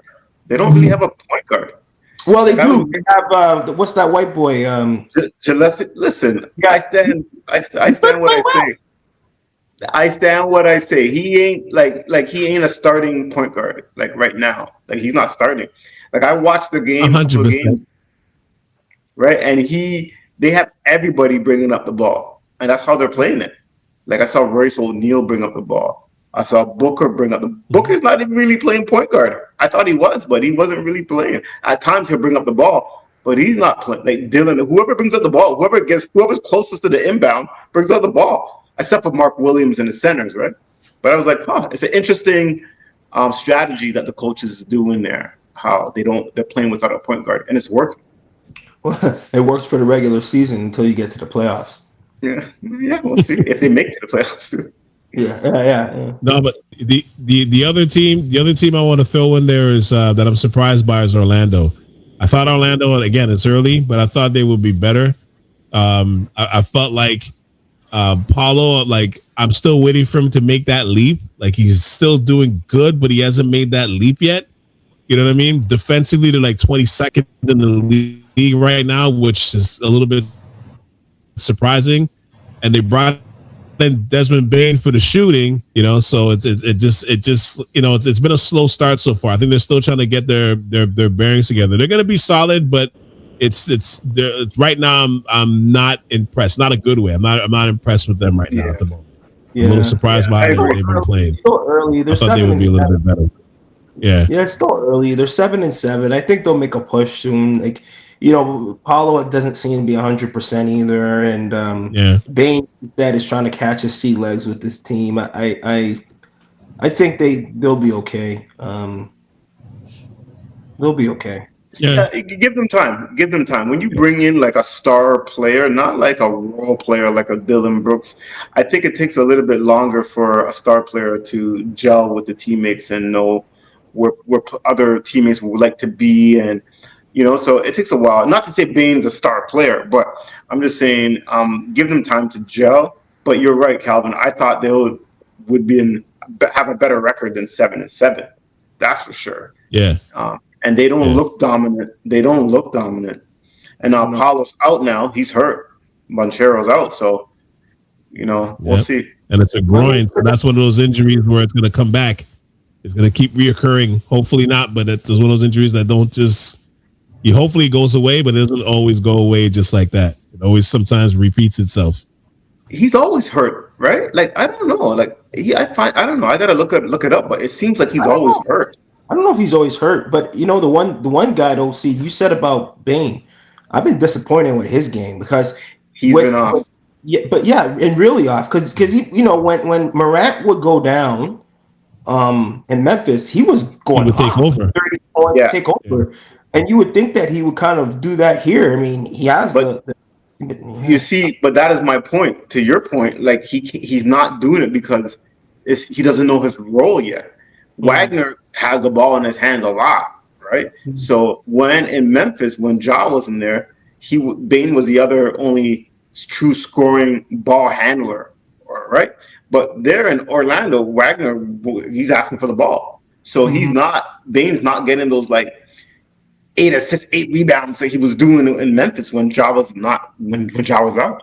So that's the thing. You got to find your role, and I think that's what they're trying to figure out right now. Is like, you know, what to do when the main guy's out and whatnot. So we'll Mhm. see. Yeah. Give them time, as you say, Rand. Just give them time, and they'll figure it out. Now, I feel like this is a topic that we're going to be floating in and out of all season, but we're going to wrap up on this gambling, son. We got to wrap up on gambling. Like this topic again, it's not going away. And best believe, like again, we're going to be talking about this for quite some time. Where do you guys see this recent scandal going? Because I like this whole NBA thing with how the season started with Chauncey Billups going down. And I know you were talking about Portland before, and I'm like, would Chauncey have done this while if he was still on the sidelines? I guess we'll never know, right? And then you got Damon Jones. He's in federal court trying to figure that shit out. And then Terry Rozier is on leave as well. So do you guys think this is where do you see this is all going? Because right now I just see this as the tip of the iceberg. I don't think I do not see this as a one-off when it comes to all this gambling handles. But I want to hear your thoughts on some of this. Well, I mean, I think there's multiple sides of gambling, right? Like there's gambling where you're betting on yourself on sports, your own games or NBA games. There's gambling like poker and all that, what they were doing. I mean, you're not going to stop professionals from gambling. It just won't. I mean, they were gambling from beginning of time, right? Like you listen to some of those, the The 1923, card games and shit. White Sox were gambling, like the guys were in in the little blackjack tables, and that's inevitable, right? Guys with money are going to risk to make more money. You're It never just, stopping that. yeah, Yeah. you know, All them Blu-ray games and shit. You're not stopping that on the plane. not stopping that, right? Now, the one thing that's kind of interesting is this betting on yourself, the sports gambling, right? We all think it's stupid, but is it really, right? Like, would you, if you could try to get away with it, would you, right? And I'm surprised that we talk about it at the NBA level, but think about it from the college level, right? Think of it even from a level of low level college level, like a main, right? Like could you get away with it, right? Could you throw your mortgage on a one unexpected loss, right? Like, or like I'm just throwing it out there. I don't know, right? Like NBA, you could do that, right? Like how you can do it, point shaving and all that. I'm sure there's multiple players doing it to variances and degrees and whatnot, right? You know. I don't think we're gonna. It's not gonna end, right? Now, if you're a dummy and to do it to the degrees that some of these idiots, like what's his name's brother that paid for the Raptors, there, Porter. Porter, yeah, Porter, right when Yeah, he got Jonte. caught.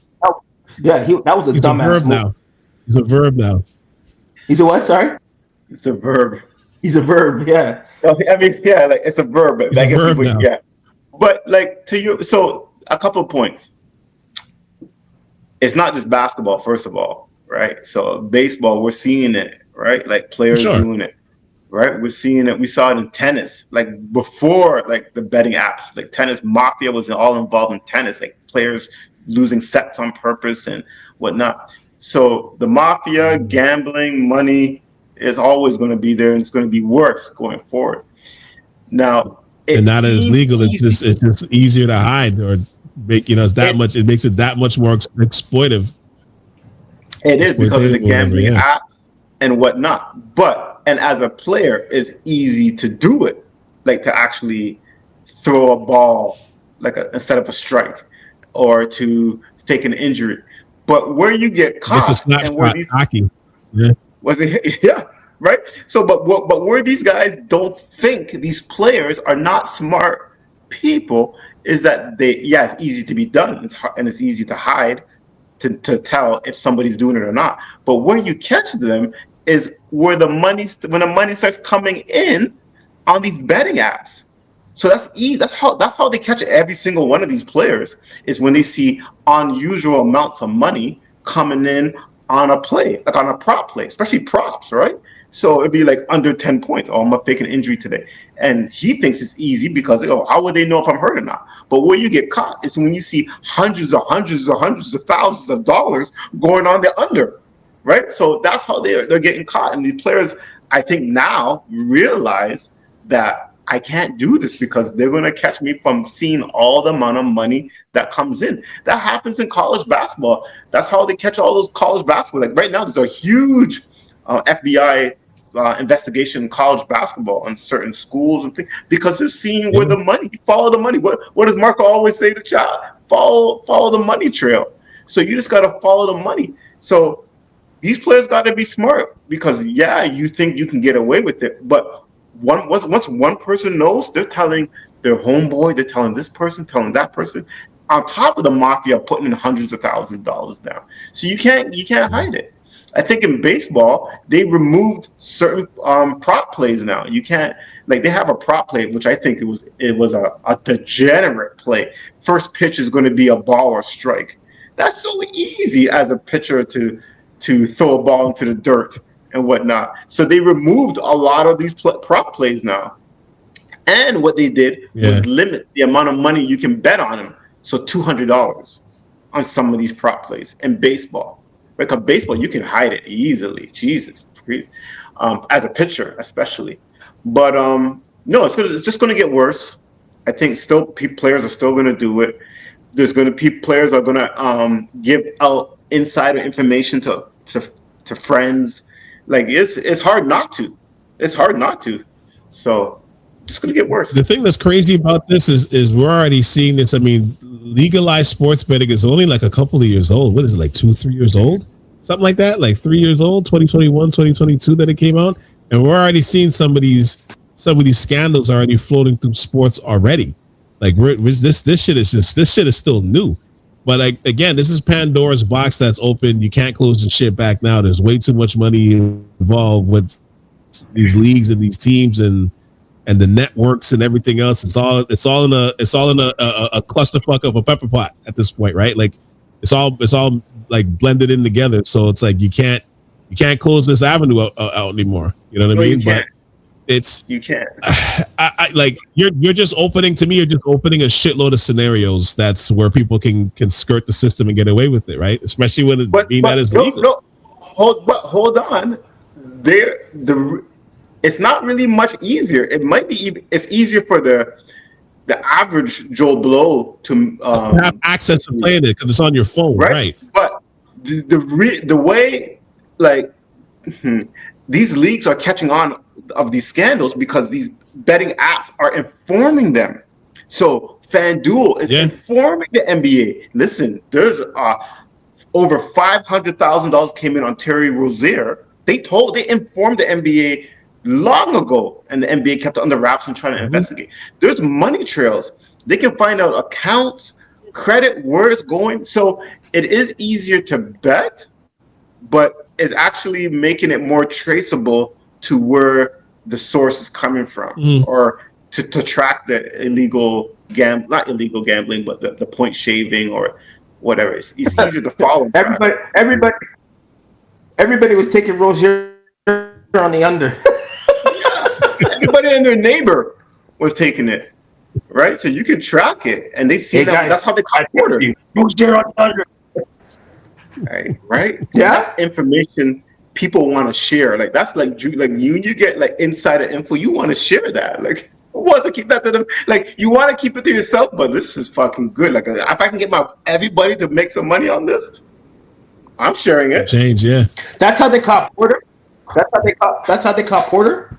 With the amount of money that was coming in, on the betting apps. It was unusual because a guy like Porter isn't a player that many people bet on, right? It's not like he's on a 2-way contract. Yeah, basically, right? So when you see unusual amounts of money coming in for a player that barely plays, it set up red flags, and it hit. Don't forget it hit. So these gaming apps lost money. Oh, fuck. Mm-hmm. They don't want this to be happening again. I'm going to lose money. So they're going to keep an eye on it. So the betting apps are watching this, and it happens again. Now they're like, what the fuck? We're informing the league. Look, this is what's happening.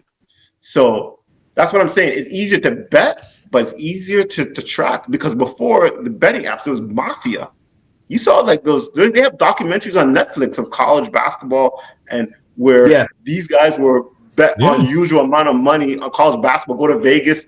You had to go to Vegas to make these gambles and do certain amounts, small amounts at each flicking casino, put 5 here, 5, so it doesn't get traced back. And they still caught him. So, it's easier to bet, but with these betting apps, the apps don't want to lose money, right? The sporting gaming apps, they're like the mafia too. They don't want to lose money. So they're watching it too. So, yeah. I mean, shit. That was part of the plot line for Blue Chips. What's it? I don't even know. I never seen Blue Chips, so I don't even know. Remember that movie? That was part of the plot line. The Chauncey thing to me is the wild part of it, because I mean that's a little different. That's poker, but I mean that's some straight. I mean, again, I don't know what his involvement is. From what everybody says, he's like the salt of the earth when it comes to his character. So I guess we'll see how it plays out. But those, I mean, that's a X-ray poker table. That's some Ocean 11 shit. That's some Ocean 12 shit right there. And they were doing some elaborate schemes though, like bringing in bringing in former NBA players to give the illusion that this is a credible, game, and you know what I'm saying? Like, it wasn't like no Joe Blow. Like, this was so it's crazy. Like, from the Gilbert Arenas being involved to Chauncey, it's like NBA Damon players, Jones. Damon Jones. It sounds like he might go to jail, allegedly. Who, Damon Jones? Yeah. These guys are fucking greedy too. When you really think about the amount of money these guys made in their careers too, like, this is the ultimate greed. Like, I get it. Everybody always wants to make more money. I do too. But to do illegal shit in your post-retirement, I guess you're not making as much money. You want to maintain that lifestyle. Hey, what do I know? I just think it's greed. I just think it's ridiculous. Well, there's some. I'm sure you can find this on social media or YouTube, whatever. But there's a viral clip of this somebody from the mafia where he's talking about how it lays out in terms of some of these players, where they're coming at you like, yo, like, for example, like yourself, like Julian, you owe such and such and such. I want that shit next week, and you can't afford it. And they're like, okay, well, you know what? Instead of giving me back the $500,000, take a dive in these next, I'll tell you when to take a dive in it, and like, maybe not the whole game, but maybe the third quarter, maybe for a half or two, and then once we put our bets in, that's how we're making our money back, and then we'll let you off the hook, kind of thing. But then when they got the hooks in you, it's a crazy thing. But like, I mean, all this is saying, and Randall, we alluded to this earlier. I know we've talked about this a lot, but I'm like, it's the tip of the iceberg, because I'm like, again, college sports is ripe. It is so overripe for situations like this, especially with NIL and all that stuff. You can just hide some of this shit under NIL. You know what I mean? Like, it's so ripe for all this shit to come through. College football, think of some of these tournaments, college football, like there's some shit that's coming down the pipeline that we're not seeing. And then on top of that too, the environment that you're festering, right? Because now that they passed this law right now, starting this season, where that college athletes, they can bet on professional sports games. Like, I'm like, you're trying to discourage it, but then you're egging it on. Like, what are you doing?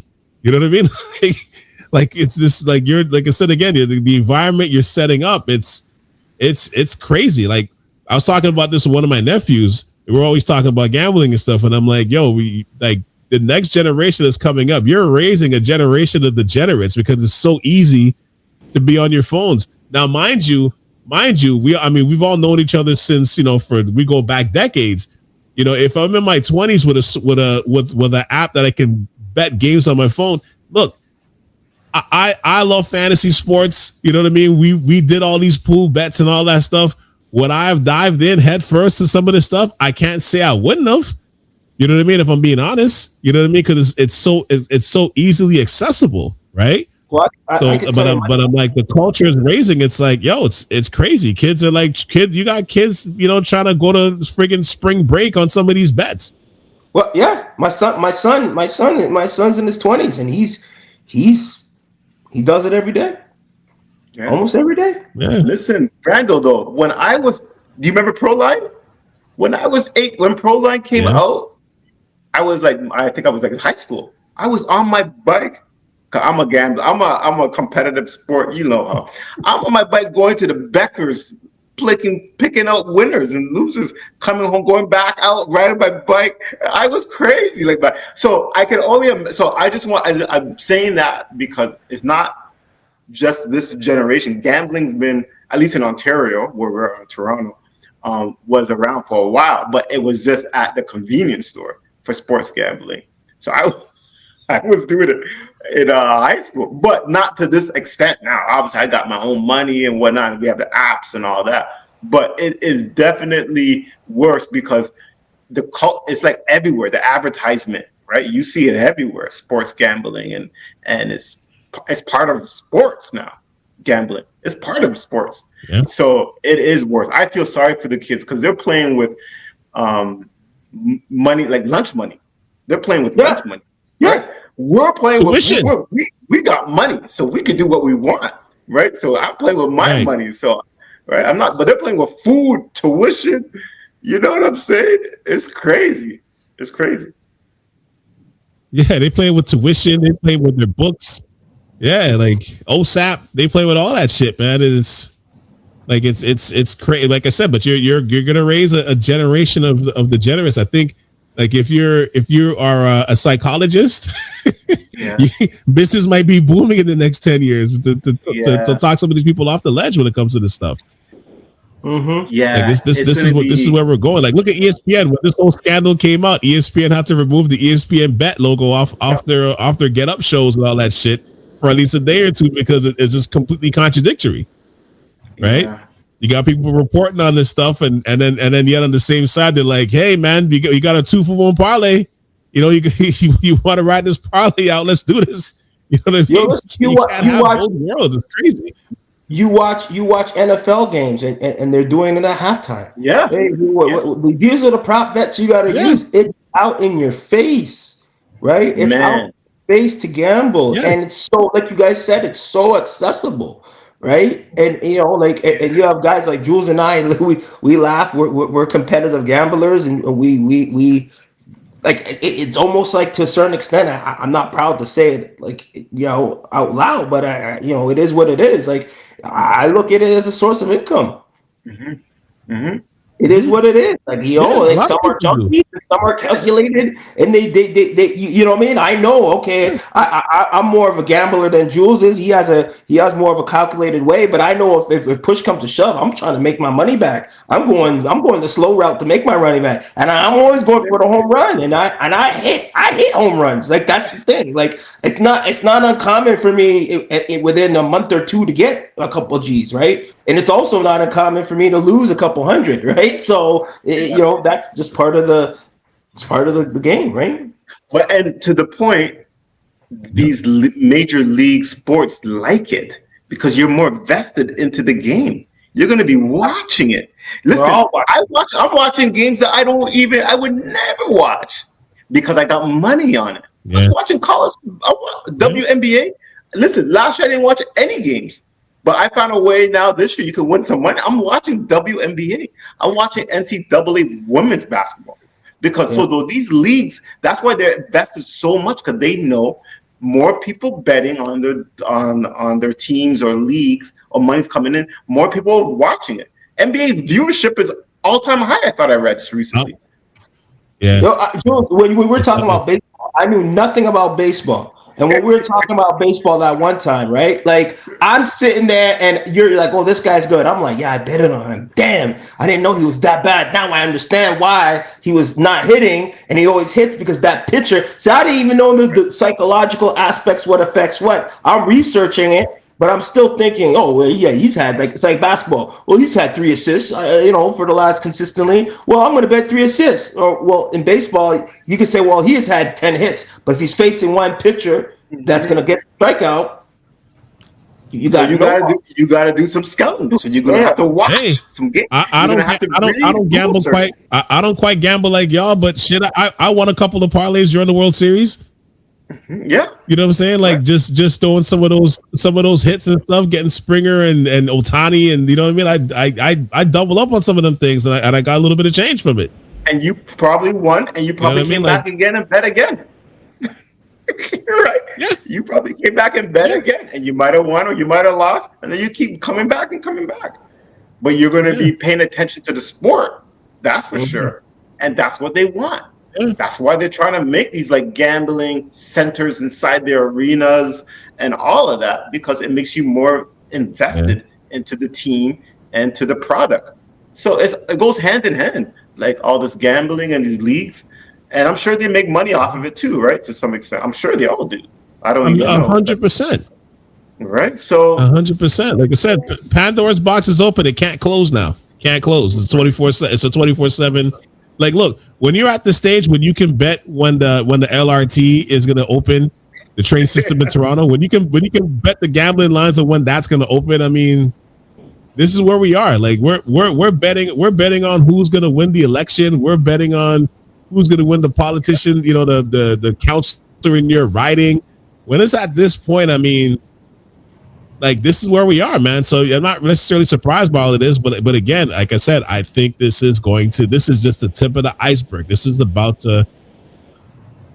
I think we're going to see some heavy scandals within the next 2 years. My prediction next, a crazy scandal in college sports. It's so right. It is so right for it. And these 2 quotes I want to read before we wrap up. The NBA is asking for the phones and emails of at least 10 Laker employees, including 2 of LeBron's associates, as part of its investigation into illegal sports gambling. And then the other one is, despite only being charged in the conspiracy to defraud card players and the mafia-backed illegal poker games, a close matching description of Chauncey Billups was identified as the quote-unquote coach who also gave information to bettors to place illegal bets on the Blazers. Yeah. Listen, and again, I want to stress this before you make your point, Julian. Before you make your point, I want to stress this again. I don't believe this is a situation where it's like Tim Donaghy's the rogue referee that's doing the betting. There's more Chauncey Billups out there. If this is what Chauncey Billups did allegedly, there's more people doing this in terms of coaches across 100%. All sports. I don't think this is not just a basketball thing. Even imagine, and they were tanking too, right? To a certain degree. So what if they were supposed to be tanking, and then he's like, "Yo, put some money on the win," right? And he's like, "Nah, I'm going hard to win this one," right? And he's like, "Yo, we're gonna or put it on the spread, right? We're gonna keep this game super close or win it." So you never know. In regards to Chauncey, Rand, I think his was more like who's playing or who's not playing, like who they're withholding out, who's injured. So that's the kind of information that he was giving out to associates. And then let's be real, to that quote, there's team personnel. There's like the trainer there. There's so many players, that people in there that can provide inside information. And the point I was going to make to all of this is just like insiding trading at the stock market. You can't inside trade, which is You're not supposed to do it, but they all do it in the stock market. They all know when to bail or when to buy, or we're going to take over this company and we're going to go back. This is no inside. And they say, you're not supposed to do it, and they try to police it, but you can't. So that was going to be my point. You can't. That's how stocks get shorted and shit. Yeah. Yeah, it's been like that in the stock market for hundreds of years, and it's still going on. So that's what the sports betting, gambling scene is going to be like. It's going to emulate the stock market, insider info and Yeah. all that. You're going to catch the 1, 2, 3, 4 type of major players, right? But you're not gonna end it because it's human nature to want Yeah. that inside information or advantage to make money, and we're all going to do it. Or try to seek out that inside information. Yeah, no, 100%. And like I said, we'll wrap up here. But again, we're gonna be. I think we're gonna be talking about this a couple of times again through before this year ends for sure. I'm like, I'll be shocked if no other scandals happens in whatever sport. We're gonna be talking about this. This is like when this topic came out, and it sucks for the NBA because it's like the opening few days was so awesome. Wemby was going crazy, and the next day all you're talking about is Cash Patel and and the whole and all that shit that was coming through with the FBI and all of that. And again, it's funny. I don't, regardless of how you feel about Stephen A. Smith, and I got my reservations about him. The one thing that he did say that I was like, I didn't necessarily dismiss, where he's like Trump is coming for these guys, like Trump is coming, and I'm like, not really dismissing it, you know what I mean? Because he's got to axe the ground with some of these sports leagues and sports owners and how they were disrespecting him his first term, and and it's like he's trying to comfort some of these guys, and that investigation, like how showy that was, it kind of felt like that a little bit. But regardless of all that, I agree. Again, you're right. This is the tip of the iceberg, complete tip of the iceberg. There's a massive amount of ice underneath the surface, man. And we all know this. Like, this is no surprise to any of us here. 100%, especially in the early going. Yeah, and I think, see, you said it earlier. I think the one place that it's going to be, it's like the Wild West. It's going to be even harder to control is college sports. Professional sports, you can kind of get a grasp on it because there's not as many teams. But once you get down to like college, what's going on just in general college sports is it's a whole other podcast, right? With NIL and how kids can transfer without sitting out, and money is involved, and kids with agents that are making more than their own coaches. It's crazy, and you're compounding it now with gambling. It's like you said. There's a lot to come out. Think of a kid. Yeah, man. Think of a kid that throws a game. A team pays him to throw the game, but then he goes to hit the transfer portal, goes to that school the next year, and gets like an extra bag on top of whatever. Think about some of the players who aren't getting NIL deals. You know what I mean? Like, for them to make an extra $20,000 to miss a slap shot, or to miss a layup. You know what I'm saying? Or go 3 for 13 in the game and get an extra $20,000 where you're not getting any NIL deals. You're just getting a scholarship. I'm saying but you're just getting a scholarship. I'm like, it's so right. It's so right, man. But like I said, with that said, brothers, thank you, man, as always, for having these entertaining conversations about all of this shit, man, sports and all of that. And like I said, the aforementioned State of the Raptors address, man, that one, I already can't wait for that. And we usually do that in the wintertime. I'm already looking forward to that in advance. In person, too. That one will be in person, too. I can't wait for that one. Yes, sir. All right, guys. But thank you, man. Thank you. Appreciate you all, man. No problem.